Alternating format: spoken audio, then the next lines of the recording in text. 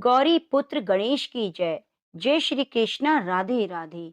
ओम नमः शिवाय। हर हर महादेव। प्रिय मित्रों, गणेश भगवान को विघ्नहर्ता कहा जाता है। गणपति पूजन से सुहाग की लंबी आयु होती है। बुधवार के दिन गणेश जी की पूजा के साथ साथ हमें कथा भी जरूर सुननी चाहिए। भगवान श्री गणेश की पूजा हर पूजा से पहले की जाती है। आज मैं आपको भगवान गणेश की अद्भुत और चमत्कारी कथाएं सुनाने जा रही हूँ। आप इन कथाओं को पूरा अवश्य सुने और कमेंट बॉक्स में ओम गणेशाय नमः जरूर लिखें। एक समय की बात है, एक भाई बहन रहते थे। बहन का नियम था, वह अपने भाई का चेहरा देखे बिना खाना नहीं खाती। वह हर रोज सुबह उठती और जल्दी जल्दी सारा काम करके अपने भाई का मुंह देखने के लिए उसके घर जाती। एक दिन रास्ते में पीपल के नीचे गणेश जी की मूर्ति रखी हुई मिली।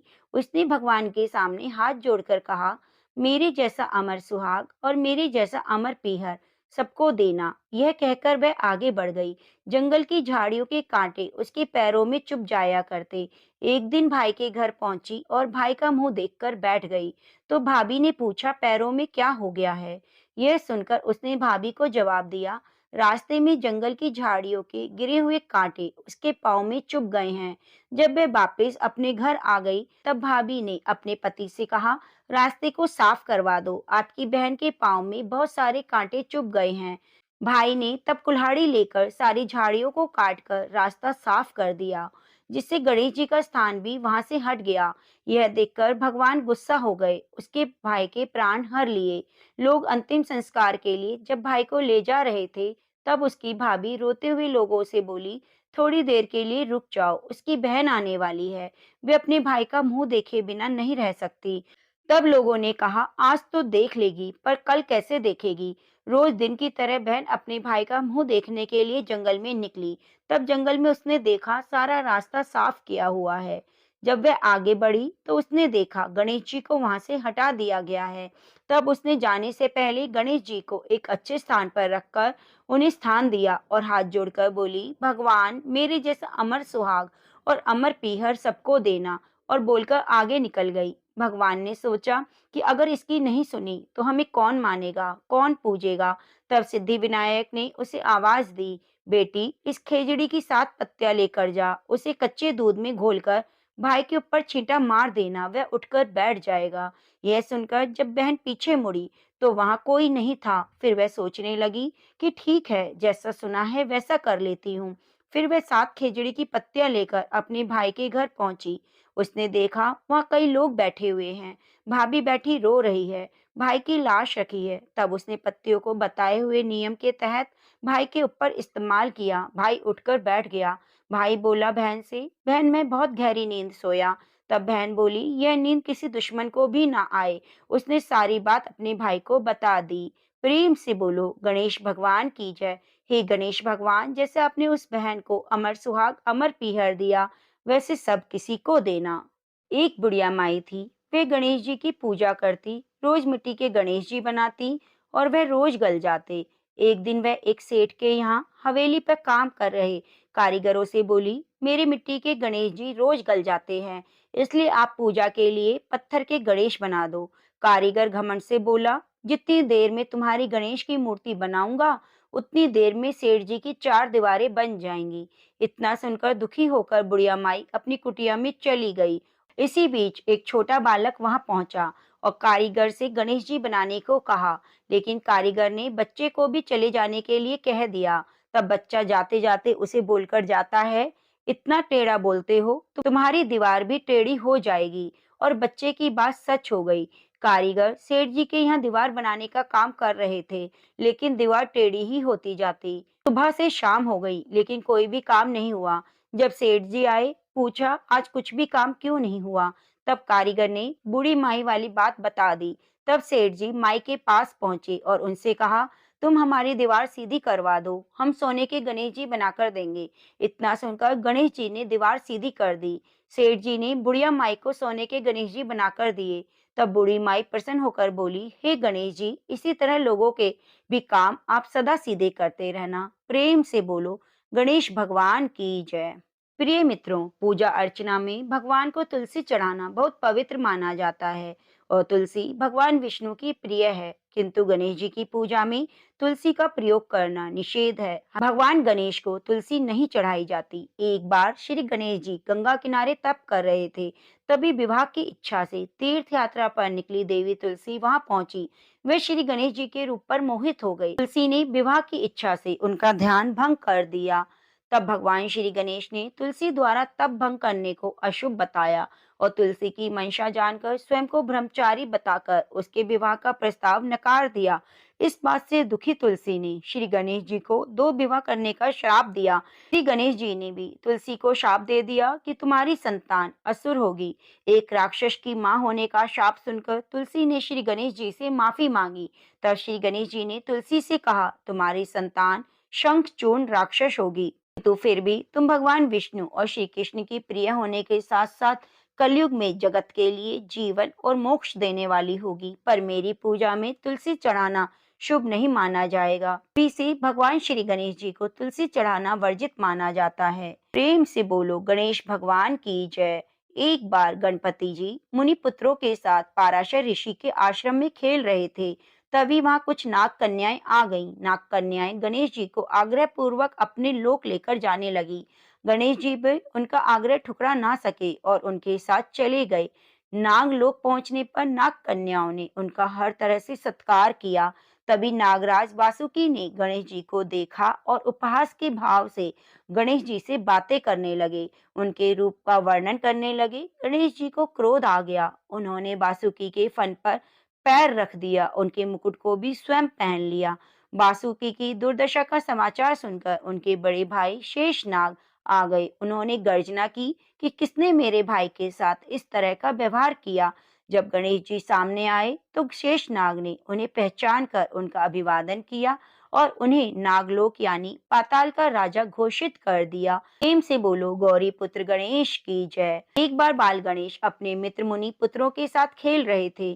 खेलते खेलते उन्हें भूख लगी। पास ही गौतम ऋषि का आश्रम था। ऋषि गौतम ध्यान में थे। उनकी पत्नी अहिल्या रसोई में भोजन बना रही थी। गणेश आश्रम में गए। अहिल्या का ध्यान बढ़ते ही रसोई से सारा भोजन चुरा कर ले गए। अपने मित्रों के साथ वे खाना खाने लगे। तब अहिल्या ने गौतम ऋषि का ध्यान भंग किया और बताया कि रसोई से भोजन गायब हो गया है। ऋषि गौतम ने जंगल में जाकर देखा तो गणेश अपने मित्रों के साथ भोजन कर रहे थे। गौतम उन्हें पकड़कर माता पार्वती के पास ले गए। माता पार्वती ने चोरी की बात सुनी तो गणेश जी को एक कुटिया में ले जाकर बांध दिया। उन्हें बांधकर पार्वती कुटिया से बाहर आई तो उन्हें आभास होने लगा कि जैसे गणेश जी उनकी गोद में हैं। लेकिन जब देखा तो गणेश जी कुटिया में बंधे दिखे। माता काम में लग गई। उन्हें थोड़ी देर बाद फिर आभास होने लगा जैसे गणेश जी शिव गणों के साथ खेल रहे हैं। उन्होंने कुटिया में जाकर देखा तो गणेश जी वहीं बंधे दिखे। अब माता को हर जगह गणेश जी दिखने लगे, कभी खेलते, कभी भोजन करते, कभी रोते। माता ने परेशान होकर फिर कुटिया में देखा तो गणेश आम बच्चों की तरह रो रहे थे। वे रस्सी से छूटने का प्रयास कर रहे थे। माता को उन पर स्नेह आ गया और दयावश उन्हें मुक्त कर दिया। प्रेम से बोलो गणेश भगवान की जय। एक बार भगवान शिव के मन में एक बड़े यज्ञ के अनुष्ठान का विचार आया। विचार आते ही वे शीघ्र ही यज्ञ आरंभ करने की तैयारी में जुट गए। सारे गणों को यज्ञ अनुष्ठान की अलग अलग जिम्मेदारियां सौंप दी। सबसे बड़ा काम था यज्ञ में सारे देवताओं को आमंत्रित करना। आमंत्रण भेजने के लिए पात्र व्यक्ति का चुनाव किया जाना था, जो समय रहते सभी लोकों में जाकर वहां के देवताओं को निमंत्रण दे सके। ऐसे में किसी ऐसे व्यक्ति का चयन किया जाना था जो तेजी से जाकर काम दे। लेकिन भगवान शिव को यह भी डर था कि कहीं आमंत्रण देने की जल्दी में देवताओं का अपमान ना हो जाए, इसलिए उन्होंने इस काम के लिए गणेश जी का चयन किया।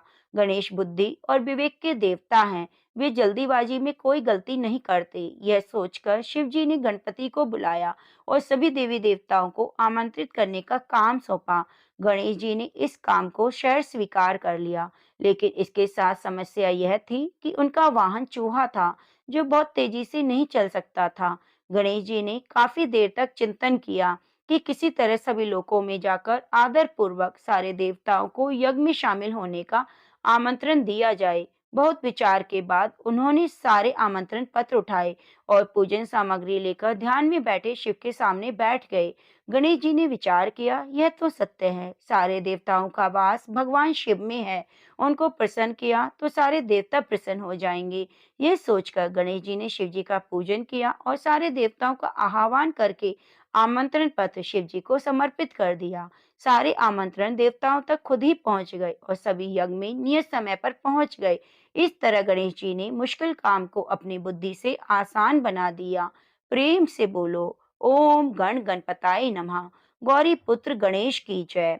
वैसे तो गणेश जी की गज आकृति को लेकर सबसे ज्यादा सुनी जाने वाली कथा तो यह है कि पार्वती जी ने नहाने से पहले एक बालक की आकृति बनाकर उसमें प्राण डाल दिए और पहरे पर बिठा दिया, जिसका शेर शिव जी ने काटा था। और फिर पार्वती जी के क्रोध को शांत करने के लिए एक हाथी के बच्चे का सिर जोड़ दिया। लेकिन कुछ पुराणों में इसके विषय में अलग अलग बताया गया है। ब्रह्मवत पुराण में लिखा हुआ है कि एक बार भगवान शिव के शिष्य शनि देव कैलाश पर्वत पर आए। उस समय शिव जी ध्यान में थे। शनिदेव सीधे पार्वती के दर्शन के लिए पहुंच गए। तब पार्वती बालक गणेश के साथ बैठी थी। बालक गणेश का मुख सुंदर और हर तरह के कष्ट को भुला देने वाला था। शनिदेव आंखें नीची किए पार्वती से बातें करने लगे। पार्वती ने देखा शनिदेव किसी को देख नहीं रहे, वे लगातार अपनी निगाहें नीचे किए हुए हैं। पार्वती जी ने शनिदेव से पूछा, किसी को देख क्यों नहीं रहे, क्या उनकी दृष्टि में कोई दोष है? शनिदेव ने कारण बताते हुए कहा कि उन्हें उनकी पत्नी ने शाप दिया है कि वो जिसे देखेंगे उसका विनाश हो जाएगा। पार्वती जी ने पूछा, उनकी पत्नी ने ऐसा शाप क्यों दिया? तो शनिदेव कहने लगे, मैं लगातार भगवान शिव के ध्यान में रहता हूँ। एक बार ध्यान में था, मेरी पत्नी ऋतुकाल से निवृत्त होकर मेरे समीप आई, लेकिन ध्यान में होने के कारण मैंने उसकी ओर नहीं देखा। उसने इसे अपना अपमान समझा और मुझे शाप दे दिया कि मैं जिसकी ओर देखूंगा उसका विनाश हो जाएगा। यह सुनकर पार्वती जी ने कहा, आप मेरे पुत्र गणेश की ओर देखिए, उसका मुख का तेज समस्त कष्टों को हरने वाला है। शनिदेव गणेश जी पर दृष्टि नहीं डालना चाहते थे, लेकिन वे माता पार्वती के आदेश की अवहेलना नहीं कर सकते थे। सो उन्होंने तिरछी निगाहें की और गणेश जी की ओर धीरे धीरे देखा। शनिदेव की दृष्टि पड़ते ही बालक गणेश का सिर धड़ से कटकर नीचे गिर गया। तभी भगवान विष्णु ने एक गज का बालक का सिर लाकर उनके सिर पर जोड़ दिया। मित्रों, यह कथा है शनिदेव और गणेश जी से जुड़ी हुई। मित्रों, उम्मीद करूंगी आपको भगवान गणेश जी की संपूर्ण कहानियां पसंद आई होंगी। कथा को अंत तक सुनने के लिए आपका बहुत बहुत धन्यवाद। आप हमारे चैनल को सब्सक्राइब जरूर कीजिए और बेल आइकन को दबाना ना भूलें।